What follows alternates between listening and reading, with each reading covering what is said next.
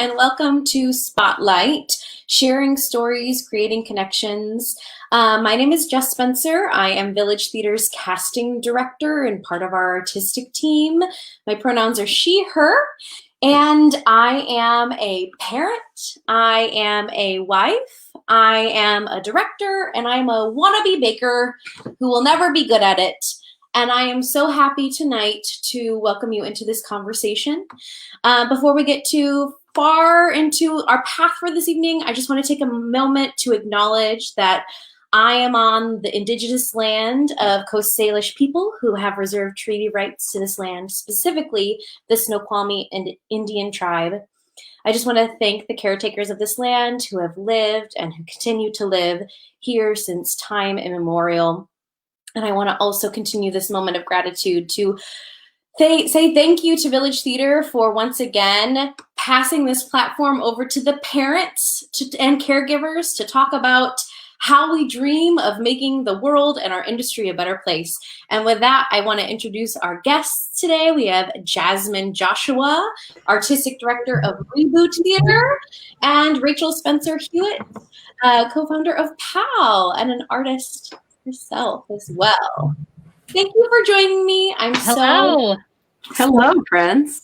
To have you here. And also a huge shout out to organizations. This is an exciting day of I'm just going to deepen those gratitude moments and say, this is so cool. We're streaming live to all three of our organizations. So let's connect and let's make sure we all know how we can support each other.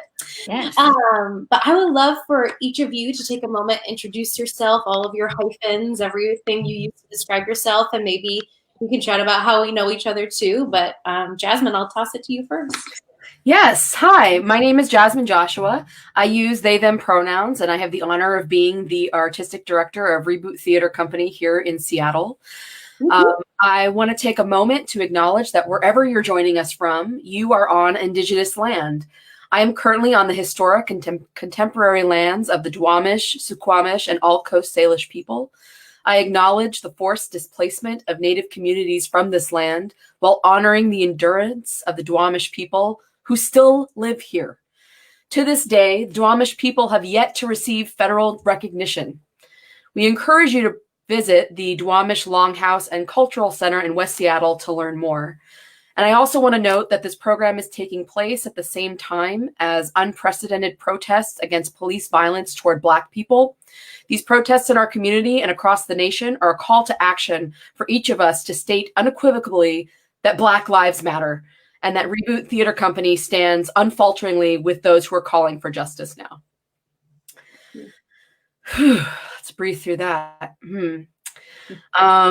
I am in addition to being the artistic director of Reboot Theater Company, I am also a director, I'm an actor, I'm a playwright, and I'm a producer. I was the associate director of XY at Village Theater, and so I'm happy to say hello and be back home here. And I am also the, my friends. And I'm also the parent of 6-year-old twins, which is wild. Yeah. Oh, you're so cute. I can't stand it. So cute. Gosh. Love them.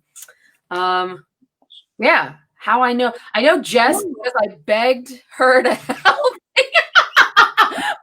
Many years right before I started Reboot, Jess was one of the people that I consulted because Jess was producing stuff in town. I was like, please tell me how to produce. Tell me what to do. My advice was horrible because my advice was don't do it. But I was in such like a burnt place of trying to self-produce and the challenges around it. So I was just like, great, here's the reality, here's the challenges.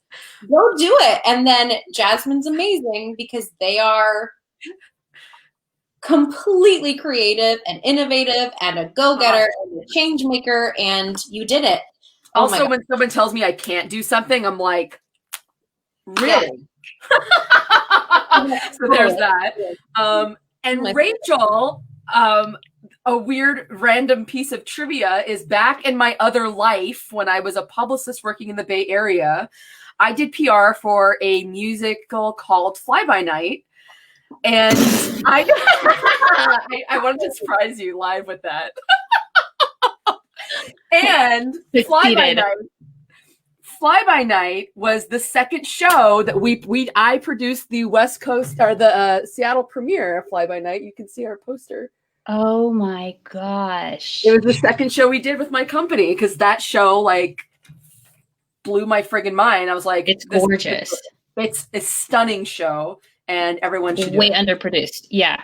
I was in that show. That's the astonishing part. She didn't mention like that show she did publicity for. Rachel, you didn't know that? No. Just now. Discovered live. I saved that trivia. Did our rehearsal. I'm like, I'm not going to tell her. That you are very good. Congratulations. Well played. And Jess, you get the exclusive. That is wild. I am not a journalist. Oh my gosh. That's so good. Oh my gosh. And Rachel, tell us about yourself.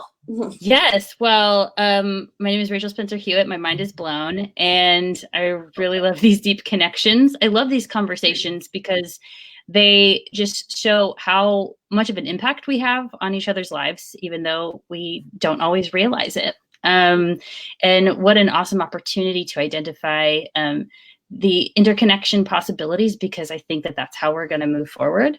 I am an actor and a singer, and an actor and singer who dances, you know, like that little like addendum that you can put on the bottom if you can move. And I also founded Parent Artist Advocacy League for the Performing Arts, also known as PAAL. A few years ago, after blogging and researching the stories of mothers and parents in the performing arts, which actually happened after being told not to talk about it. So I'm going to be talking about it till the day I die. I am calling in from Central Ohio, where we're sheltering right now, another location I never thought I'd be, but I'm happy to be, which is the traditional homeland of the Shawnee Nation, Miami, Wyandotte, and other indigenous nations who were the original inhabitants of this land who also still live here. I support the renaming of lands and locations, or the return to the names that they were originally given. And Pal and myself, we stand unquestionably with Black Lives Matter. And we also encourage everyone to rebuild and return to the theater, not just with an anti-racist lens, but with anti-racist roots, so that everything stems from that intersection. And I'm so happy to be here because apparently Jasmine Joshua and I go back way into my pre-children days. This is like just baby out of grad school. I was the baby. And Jess and I also go back to baby days because I went to undergrad with your husband, Randy, which and I met you when y'all just first had met each other. And so Jasmine is also one of the first recipients of PAAL's National Child Care Grants because of the incredible work with Reboot and an original piece that that was being worked on at the time. And so I'm just so proud to know both of you because of the work that you do. And this conversation is really a wonderful gathering of minds, and I'm very excited for it. Yeah. Yeah, I remember meeting you in like kind of two different ways. One was because Randy and you went to college. Right. I don't know if you remember that flight that we were both on from like San Antonio. Was it San Antonio, Chicago? I think so. Yeah. And we didn't really know each other except, and it was a Southwest flight, so you can sit who you next to you want. So we're like, okay, let's do this. Yeah. And we talked straight for 4 hours or however long the flight was. And I'm pretty sure we pissed off the gentleman in front of us. Because we have great breath support and know how to project, which is apparently bad plane etiquette. I'm from the Midwest, so everything's pingy. But I'll ask. Can't help it. My mom's Brazilian, so it's just like wah, wah, wah, wah, all sounds here.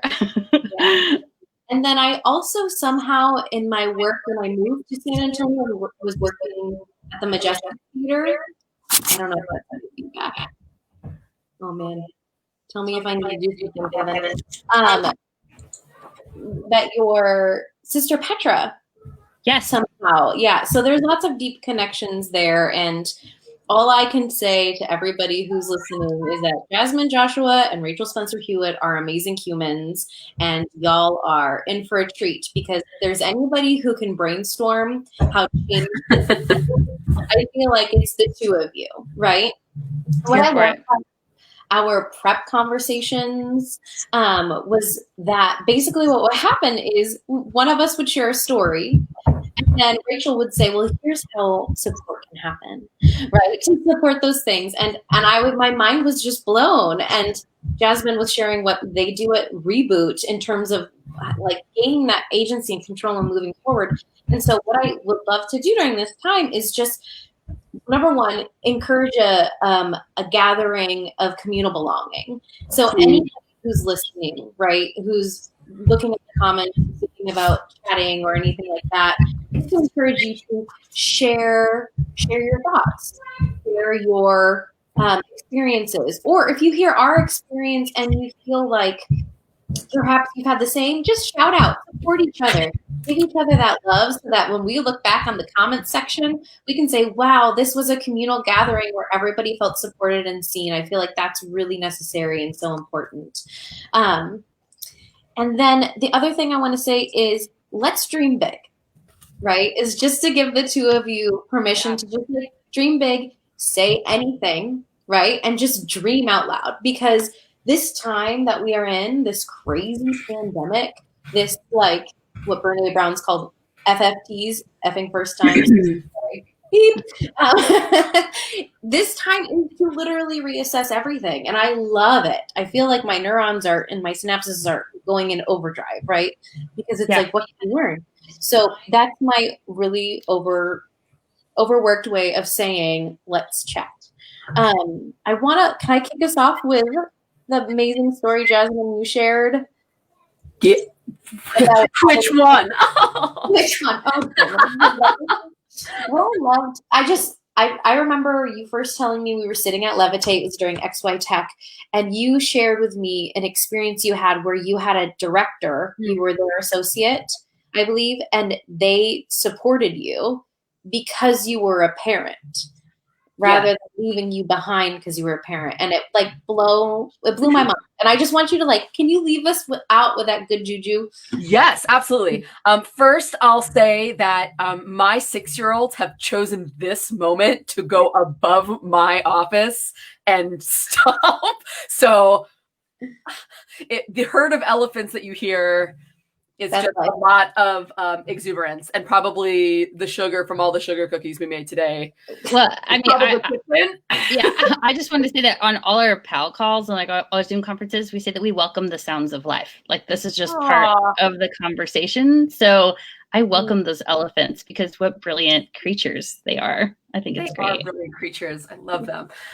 So I'm watching my lamp is going like this, and it's like Jurassic Park. So cool. Right? I know. I need a glass of water. So I in the before times, I was the assistant director. I know, God. I was the assistant director on Bliss, the world premiere at the Fifth Avenue Theater. And it was directed by a brilliant woman named Cheryl Collar. And she is a mom. She took some time off to raise her daughters and then had to jump back into theater in her 40s, which, as we all know, is essentially the expiration date for people with uteri. So she it was always very important to her. She was very pro take care of your family, to everyone, not just women and not just non-binary. Every person was oh, so-and-so is sick, you should come. She ran that rehearsal space with that kind of hey, I get it. I've been there. I've had to choose between going to a meeting and, going to, my kid's 8th recital where it probably doesn't matter, but it does matter. Those kinds of things of do I pick them up from soccer practice or do I take this lunch? So coming from that background, she is such an incredible nurturing director, as well as just being a total badass. And I loved that combined vibe I really connected with, because I feel the same way. So flash forward, we rehearsed all in New York. We get to tech. It was like an insane tech because we had these huge set pieces that were really complicated, and they were being shipped from like 8 different places. We had to put them together, and we were staying really late, and we're trying to figure out it was late after tech. It was probably like midnight, maybe even 1 a.m, and we were back in Seattle. So I had already been gone from Seattle for 5 weeks away from my kids, which in and of itself was like a whole thing. And then we came home and went immediately into tech, which is, 24 hours a day. And even though I lived here, I still didn't really see my kids, but I was home not seeing them instead of in New York. So we're up late, we're all exhausted. We're all like, okay, how can we, the people building the set need X amount of hours on the stage without actors, without designers, without anyone. And we need to give that to them. But how can we make sure that the lighting designer can do some work without calling in the actors, and the whole, with the union and all that crap you have to negotiate. I'm not saying unions are crap, but I'm saying it's a lot. When you have 400 people and everyone's like, okay, but who and we and how, who, aha. So anyway, and as the assistant director, you might imagine my needs are not high on anyone's list of things that anyone gave a shit about. So can I say shit on this? I don't know. You did. So well, it's not daytime television. It's stream. So in any case, we're all sitting around and we're exhausted. I think all of us were like this, having this conversation, trying to figure out how we were going to do this, how we were going to open this show. And one of the designers was like, well, we just need bodies. So and started going through all the assistants, this is, this sound assistant, this lighting assistant, this so-and-so assistant, and Jasmine will come in. And I'm thinking and they wanted us to come in at 7:30 or 8 a.m. to get in a couple hours for the lighting designer before the builders had to start at whatever it was, 9:30. So it was an hour of, standing in a spot and having them focus lights on you. And I'm thinking in my head, okay, in order for me to get to the theater at 7:30, that means I have to get there at 7 to park. That means I have to leave at 6:30, but my kids I have to drop the kids off at daycare. They're not open until 8:30. Okay, so I have an hour and a half gap, and Mike can't do it because I'll have the car. So I'm already that's where I'm going, because I didn't say, hey, I can't do that. I'm already okay, how can I do this so that maybe the lights will be done in time where I can go to the theater, do it, and then drive home, and then take the girls on a 15 and then come back. I'm doing this calculation, and rather than, and I'm sitting, we're all like this, and I'm I don't want to say no. I don't want to put myself I can't do something because of my children. I don't want that to be seen as less than, because now not only am I doing that in front of this New York team, but now I'm home at the Fifth Avenue, and Bill Barry is sitting right there, and Bernie Griffin is sitting right there, and they're nice people. I'm not saying they were at me, but in my head, I'm I need to make this connection. I need to show that I'm game. I need to show that next time I'm ready to be an associate. I need to show next time I'm ready to direct. And in that 30, that 10 seconds that I'm doing that mind blowing acrobatics that parents have to do, Cheryl is Jasmine has children and they can't do it. And I was well, I could. Cheryl was what would you have to do in order to get here at 8 a.m.? Do you have anyone to take care of your kids? It's 1 a.m. So that's in 6 hours. Do you have anyone? Could you? And I was I could probably. And Cheryl was Jasmine can't do it. We can just find someone else. Isn't there a stage manager? Or an assistant stage manager? Can we just get someone from the team stage management? And it was over. And that quickness of that's an obscene thing to ask a parent to do. Don't even and it wasn't can you, would you mind? It literally was Jasmine's not doing that. That's impossible. Next. I don't know. That moment, it was it was revelatory for me. How simple. I just told this 3-second moment in 10 minutes because that is the amount of, of mind. Yes. I keep wanting to say F-ing, but you know what I mean? The things that you have to do so that you're still seen as game, so that you're still seen as in it. And to have the leader, and this is this is a Tony nominated director who restarted her career in her 40s, and it was like worked with Terrence McNally on like scripts, and she was like, no, that's not something we're going to ask. I don't care if it is the assistant director, they've got kids. Yeah. Anyone else? Like, simple. So I love you, Cheryl. I love you, Cheryl, and I've never met you. Likewise, make that 3 loves for Cheryl. And I remember when Jasmine, you shared this story on our prep call, and the 2 things that jumped out at me is what we talk about all the time, which is allyship and advocacy for people when you're not a parent, you're not a caregiver, is actually really simple and carries very low risk. It just takes diving into a little bit of education about the situations and being ready. And Cheryl was ready. Cheryl identified a vulnerable individual who had family and caregiving responsibilities that were not being considered. And Cheryl stepped in and said, this isn't right. You're crossing boundaries. And then the other thing that it points out to me, which is what we talk about all the time, is that that's an example of how parenting and caregiving is actually just a wonderful opportunity to discover where we mistreat people in the theater. It's actually something that shouldn't happen to anybody. Even if you're not a parent and caregiver, you should not be assumed to be available in 6 hours happening like in the next morning. And the biggest reason is because, you are going through these mental gymnastics in order to prove what was the unspoken and sometimes very directly spoken test of prove your passion, prove your commitment, prove your dedication to the art and the show and making it work. If it fails, now you're the reason it failed, not the lighting, not the fact that 7 a.m. it's you. And we want to prove that when actually it's a test of how far will you let the institution use you? How far will you let the institution cross your boundaries? And that's been so far a very common upward trajectory. And when you're parenting, you're like, I literally can't cross that line because it's illegal to leave my children home alone. And so it's like, we are left in this very vulnerable position, but necessary position to say, I can't do that. And when we start to realize everyone should have the right to say, I can't do that and not be doubted of their professionalism or their commitment, parenting helps illuminate those moments. Yeah. That allyship is necessary, and humane treatment in the workplace and boundaries are also necessary. And parenting will illuminate those moments. It will shine a light.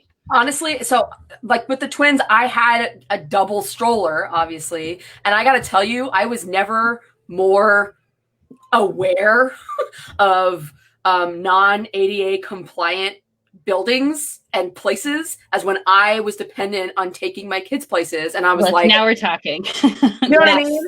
Yes. Like my own privilege of, being like able-bodied like that. And as soon as I had wheels, I was like, oh my God, I can't go through this building. I cannot get on this sidewalk. The revelation of the inaccessibility of New York City. Oh my God. I can't even imagine. The like self-proclaimed epicenter of progress, art, inclusion, diversity, like the world stage. That world stage has no ramp.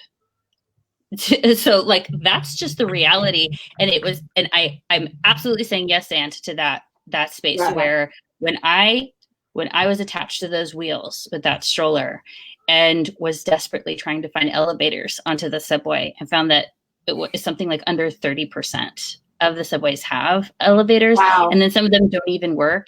And so you have to use the bus system, which is unreliable. And you have to fold up your stroller because you're not allowed to let your child sleep in it because they say all of these hurdles. And I'm looking at it and I realized I had the option to, which I did often, carry the stroller down the stairs.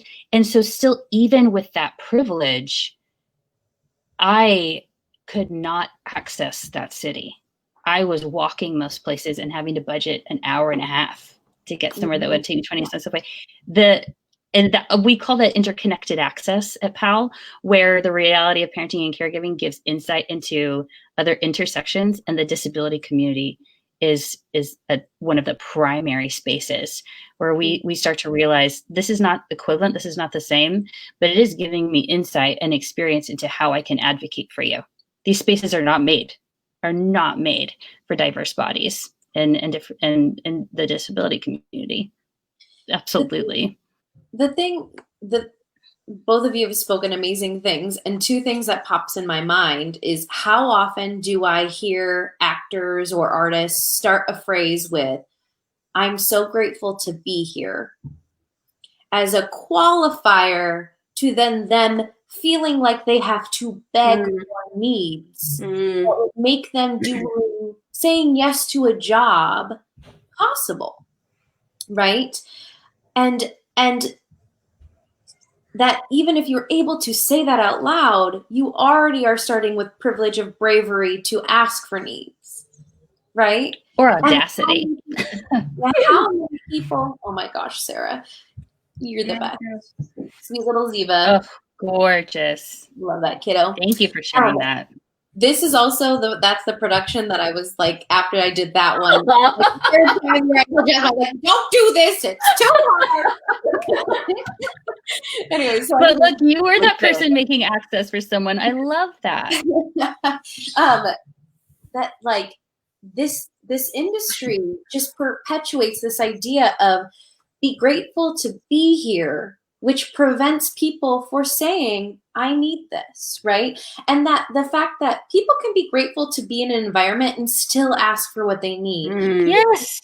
Still move forward with, I need this wage. I need this support. I need to leave at this time. I need these things. And it's this idea that so many regional theaters started as volunteer theaters, right, at some point, and that's where it comes from, right? And we haven't really addressed and unpacked all of those things where how do you move and how do you grow up, right? Yeah. Theater needs to grow up. Theater needs to grow up. We need to enter into this world where we exist as an organization that tells stories. We are connected to people, their stories, as if they're deeper, it makes our storytelling richer. So let's figure out how to support them.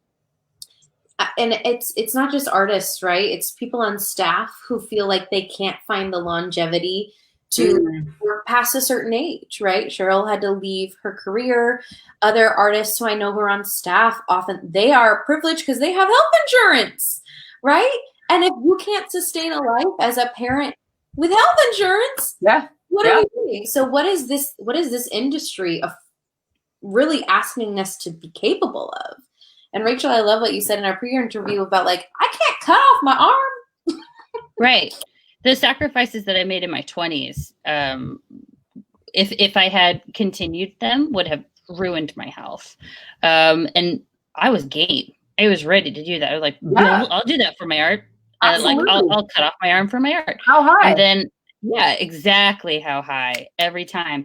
And you better not be an inch under. And then when I had a child, and I was like, I'll cut off my arm, and I have to cut off her. I can't cut off her arm.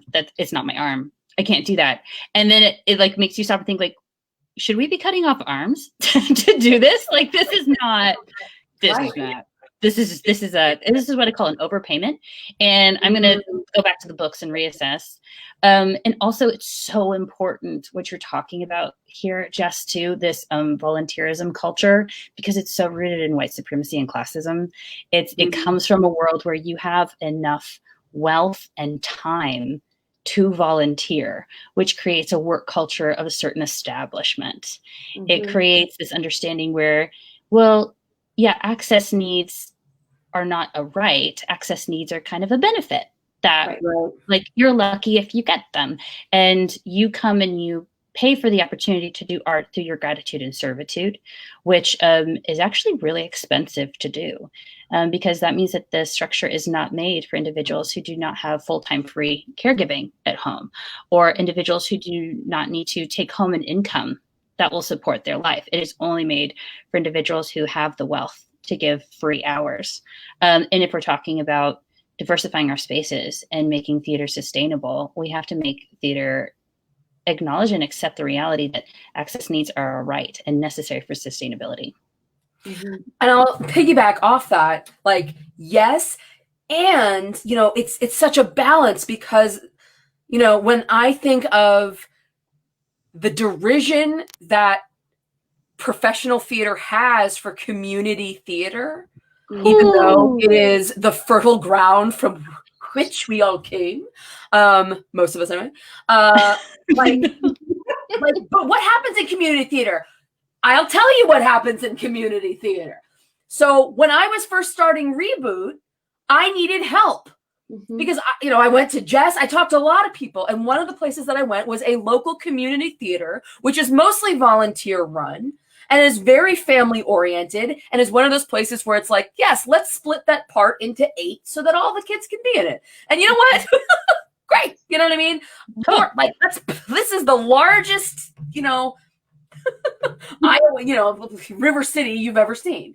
Because it's all about all of us working together and we all rely on each other. And that kind of love and community eventually becomes unprofessional, right? Eventually It's like, oh, but that's so community theater. It's like, okay, but that's the humanity. If a pregnant mom in community theater is like, I need to sit down, no one's going to be like, but did you really want it? But that has become, again, and this is a very white supremacist male thing of like, well, then you're not hungry enough to hurt for it. So in any case, so I'm trying to, in order to get the rights to do 1776, which was the first show that we ever did with Reboot Theater Company. And I was like, I had never produced anything before. Oh, God, yes. So good. Someone hire me. Someone do the show again and cast me again. Seriously, look at that. Love it. So anyway, good. I had to print myself a little bit. Point being, the first show we ever did, and I needed at the time, I needed an umbrella company to ask for the rights because I was just some schmo wanting the rights to 1776. So I asked 12th Night Productions, which is a community theater based in West Seattle. They are the best. They're just a house full of love and support, and people do what they do there, and then they go on to bigger things. And every time one of them gets into the ensemble at the 5th, the whole 12th Avenue family goes and watches them. I mean, it's everything that you want, right? And I asked them, can you help me get the rights? And my kids had just been born and they were early. My twins were born 2 months early, and they spent a month in the NICU, and I had an emergency C-section. So I'm recovering from surgery. I'm going to the hospital. Finally, they're home. My mom had just left, which if you've ever been in that position, you cry. I watched my mom drive away and I was like, oh my God, what do I do? I cried at 4:00 every day. 4:00 every day for I think 12 weeks. Oh my God. It's great. Right, keep going. Right? I mean, it's so they just give you the babies. There's no book. They don't check. They're just here, we're done. Good luck. Bye. Bye. So I have them, and I remember I'd finally gotten them both to sleep, and I knew that the president of the board of this community theater was going to come by with the contract that I had to co-sign in order to get the 1776 scripts. And I was I your sense of time is gone in those early days. And I'm in my bathrobe and I'm holding both of these babies. Thank God I somehow remembered to leave the front door unlocked. And I'm sitting there with the boppy. They're both asleep. And I'm like, I can't get up. I cannot move to go open the door. I don't know what I'm going to do. And fortunately, this woman, Kathy Ayers, God bless her, knew I had babies, slow knocked on the door, opened it up quietly, and saw me just sitting there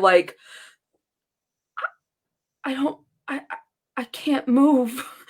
And she looked at me and she was like, have you eaten? Do you need a shower? And I was like, my lunch is in the microwave. I haven't been able to get up to eat it. And she went in there and I heard her clinking the microwave, and it was cold. I heard her heat it up again because it had gotten cold. And then she came out and she brought somewhere in my apartment. I don't know how she found it. She found a pen somewhere and brought me the pen. So I signed it probably on the back of one of my children. I signed it, and then she fed me as I held these babies. Mm-hmm. So that I could produce this show and take care of my kids. That is community theater. Community, right? The president of the board. Yeah. And that And, I said this in the pre-show, like, think of all of the 1776s that didn't happen because someone didn't come over and literally put, be like, so they could sign it and then take it and then put it in the friggin' mail because of like paperwork that I physically could not do because I was exhausted and tired and didn't know how to do it or where to do it or where to send it. Like, Yeah. Yes. Yes. And when you shared this story when we were talking earlier, I said this then and I'll say it again. It's very much in line with what you said. First, just to double amplify, think of all the 1776s that didn't get produced. And also, you in that moment were not what the majority of this field would, describe as an individual in a professional scenario, right? You're in your own home. You are under 2 newborn babies. You haven't eaten and can't even reach the microwave. That sounds to me like a recipe for myself and many parents and caregivers that I know who have been like removed from the list of professionals still in the game. And that woman entered the space and knew that even in that situation that was unconventional, you were still the right producer for that show. Just because your space changed, just because your circumstance changed, just because your hands were fuller, doesn't make you any less of the right producer for that show. And that's one of my biggest beefs about the misconception of the busyness of parenthood is that, and it becomes so prevalent that it causes us to doubt ourselves, is that then we're told, oh, then you're not this thing anymore. When we're still that thing. It's just everything around us has changed and shifted. It might even be hard some days to be in touch with it, but we are still those capable, ready professional artists. And sometimes all it takes is someone else lifting the spoon to our mouth to get there, which, as you said, is actually community. Like that's actually the human experience. There's actually the theater family, whichever one you choose your family. Like, my family has not treated me well. Like, there's like not enough like helping each other eat in this family that I would love to see more of. And I love that beautiful story because you weren't signing it at some big mahogany desk. You were signing it on the back of a twin, and you were the best producer for that show. Like, so that became the new image of what professionalism looks like is someone who's ready to do it just in a different space.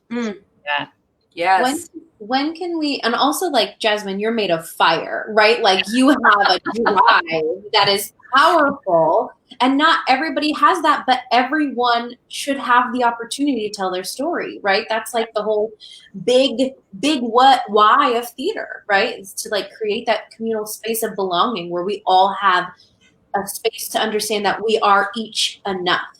We are part of a whole, right? You are enough and you are part of a whole. And I want us to stop because we are also familiar with the whole family theater, like that we are a family in theater, right? That like we're used to saying those things, like, and at the beginning of this pandemic, it really hit me. I was like, I don't want to invite my drunk uncle to Thanksgiving anymore. Right? Like we have evolved as humans that we no longer have to put up with that. So let's stop using the word family. And I am even guilty as I'm like trying to get it out of my vocabulary. Let me point it out in the past. That was family. Now we are creating a community of belonging. Yes. No more a community of belonging. And that's an aha moment I had this week of what is the replacement. And I think the replacement is community of belonging.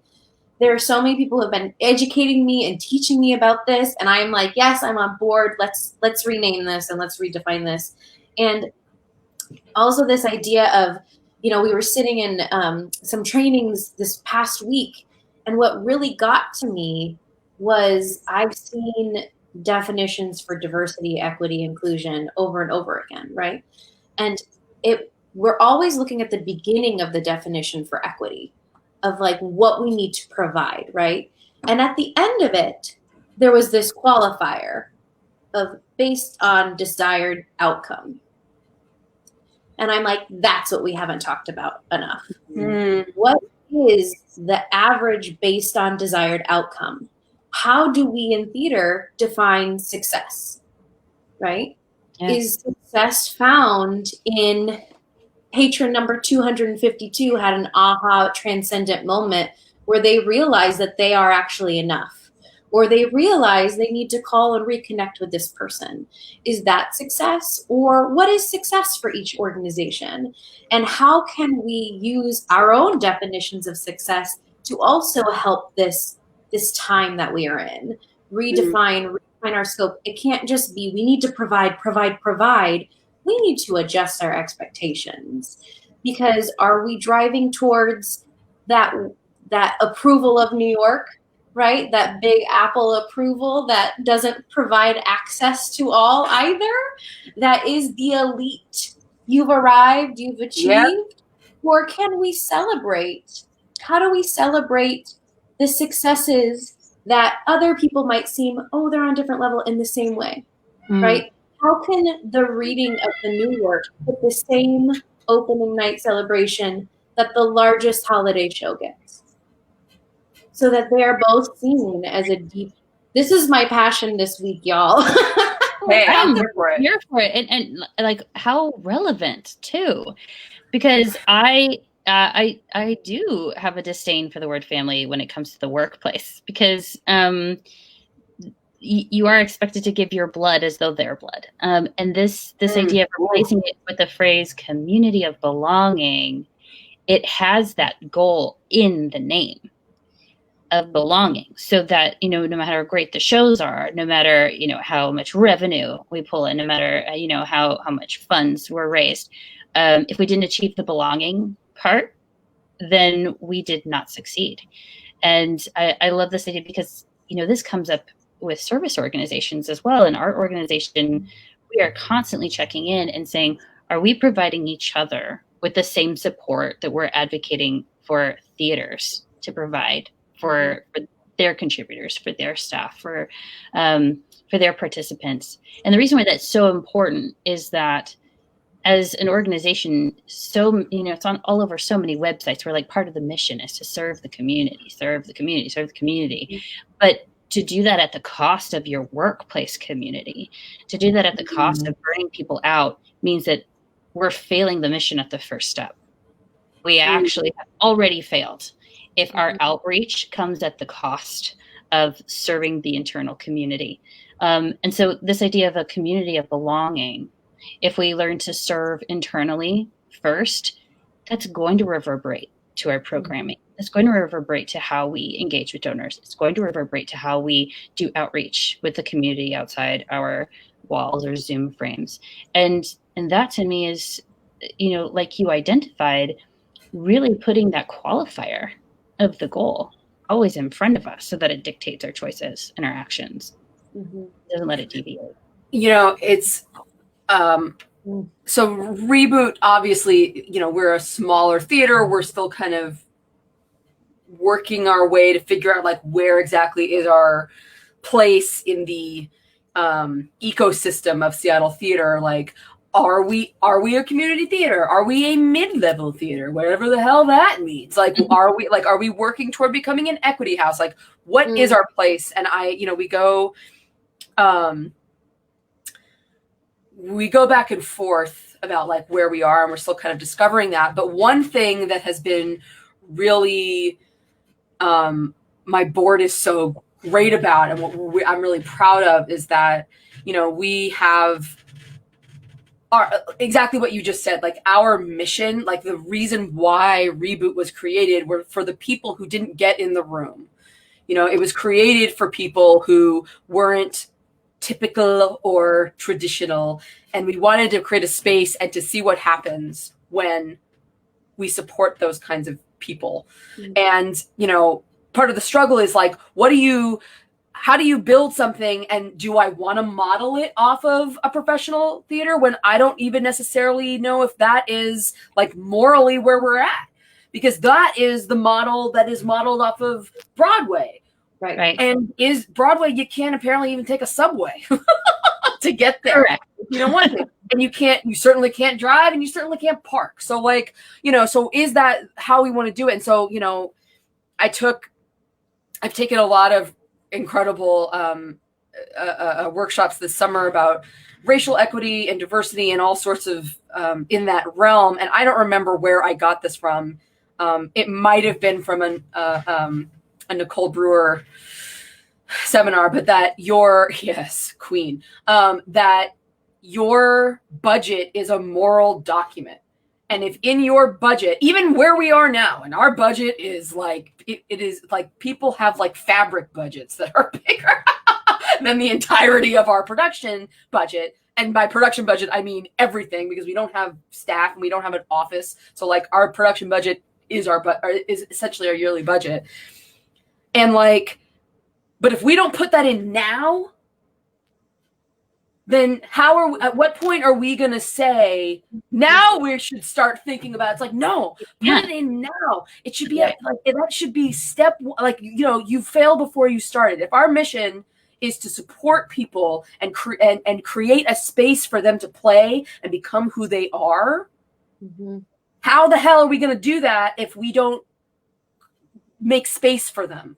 And if making space for them takes money, then you got to do it now, when even if only like, make sure you dedicate 1% of your budget. It's like, well, might as well do it now when 1% is $5. Totally. You know what I mean? Like, and then it grows. Like, that's like, thinking about actor stipends. I mean, we have committed in our 5-year plan, like, we want to grow our actor stipend by, I don't remember the percentage anymore, but like by a certain percentage every season. And right now that percentage again is like 5%, which right now is $5 or $10 or whatever it is. But hey,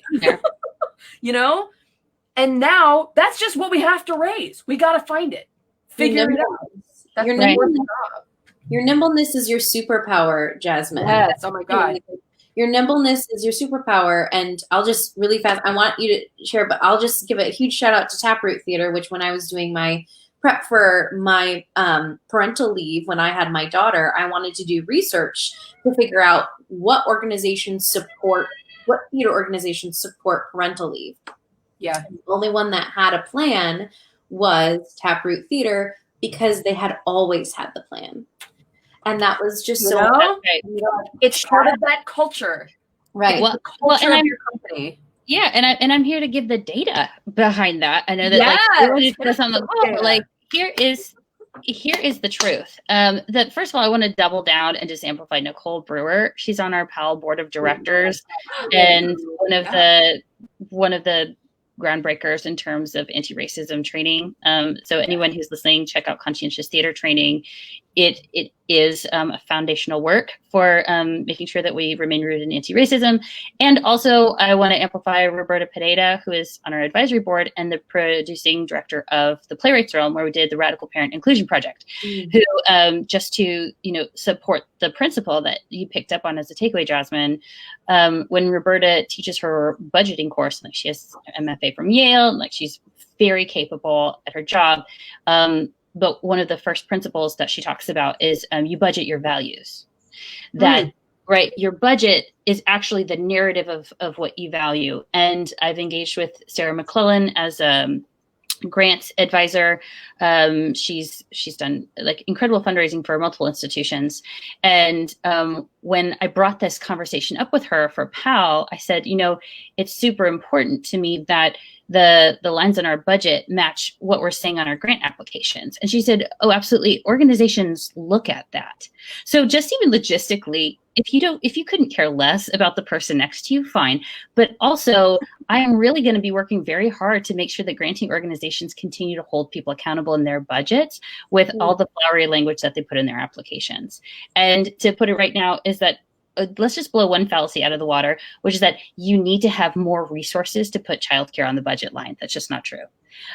What we've actually found is that organizations that are mid to low level, like on that economic hierarchy, are more likely to budget and create integrated parenting and caregiver support because they have that community relationship with their staff and their members, Jasmine, because they grow together. Yeah. Because they do not expect the people to fit the structure.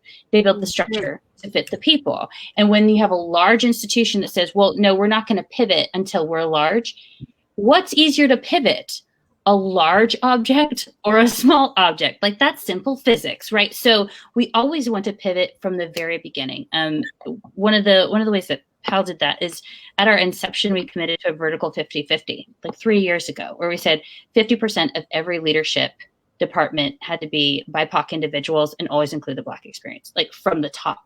And so just like having that accountability meant that there's not all this additional work for, are there enough voices in the room? Because the voices in the room are the organization, as opposed to having to bring in that additional help. And when we talk about resources, it will always spend more resources trying to create EDI in an emergent scenario, trying to create parent and caregiving support in an emergent scenario. Oh, someone's gone into premature labor. We didn't plan for this.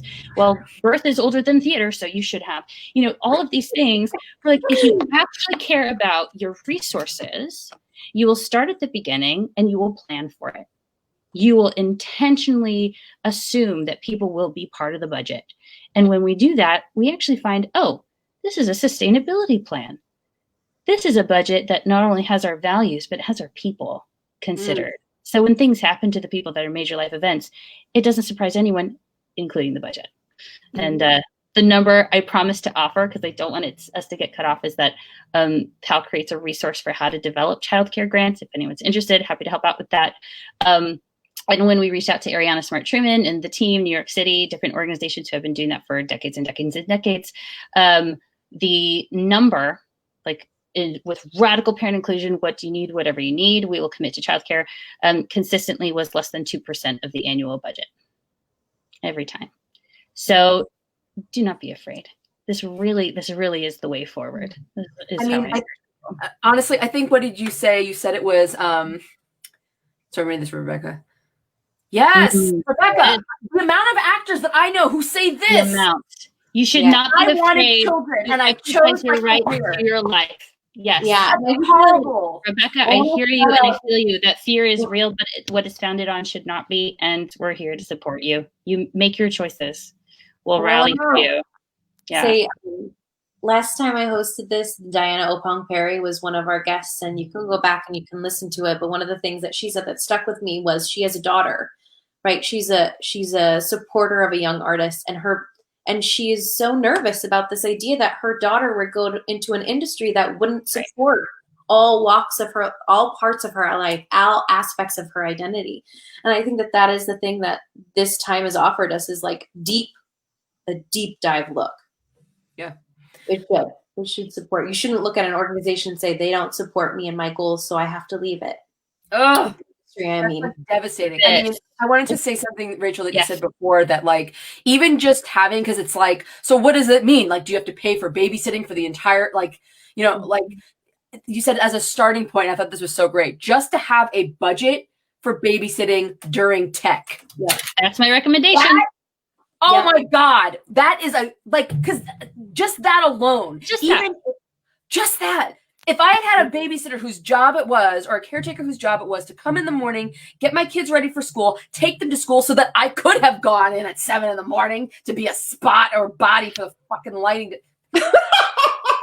Jasmine. I'm so sorry. I curse also in front of my own children. So you turn that on the East Coast. A 6-year-old person, it's probably mine. Anyway, point being, like, you know what I mean? Like, the fact that would just be taken care of. But then again, the theater would know at that point. It wouldn't just be the director who, like, I'd hung out with and known. The theater would be like, oh, we know who the parents are. I mean, I've worked for companies where, they've asked me for the resource of, like, can you come up with, like, different daycares? Like, we have an artist who has children, and they need access.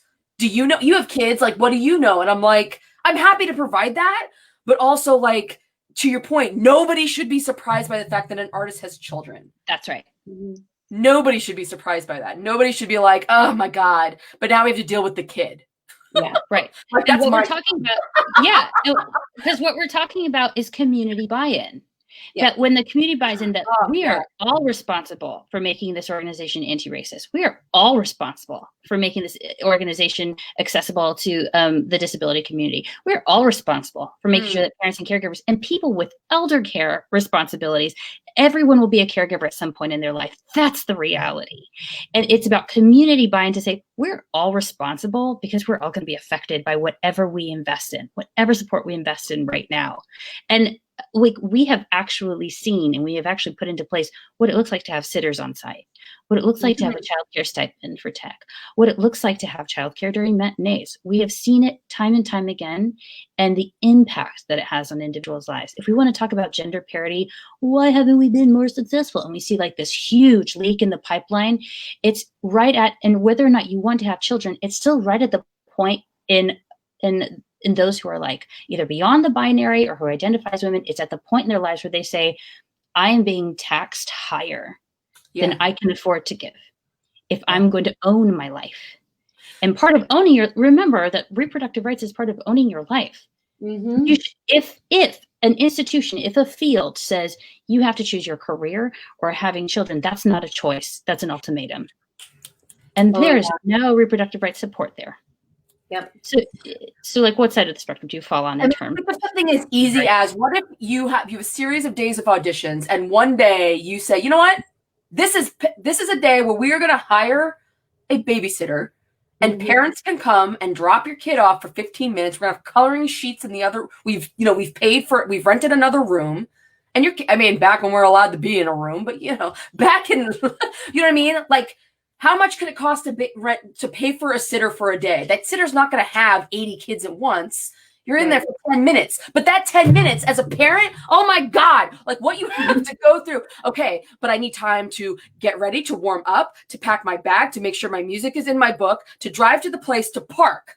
If that kid doesn't have to pee, or I don't have to change, I have changed a blowout in record time so that I could race down, do my thing, and come out. I mean, I have asked strangers in the hall, like, can you just watch them? I swear they're not going to be fine. I just have to go in there real quick. I'll be right back. Like, all the things.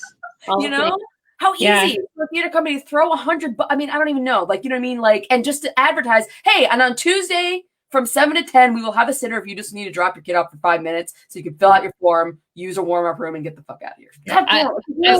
I want to just shout out. Sorry. I just want to shout out to, I know that we're totally at time and you have so many questions. Is that I just want to shout out to a couple of organizations. One, Chicago Theater Access Auditions.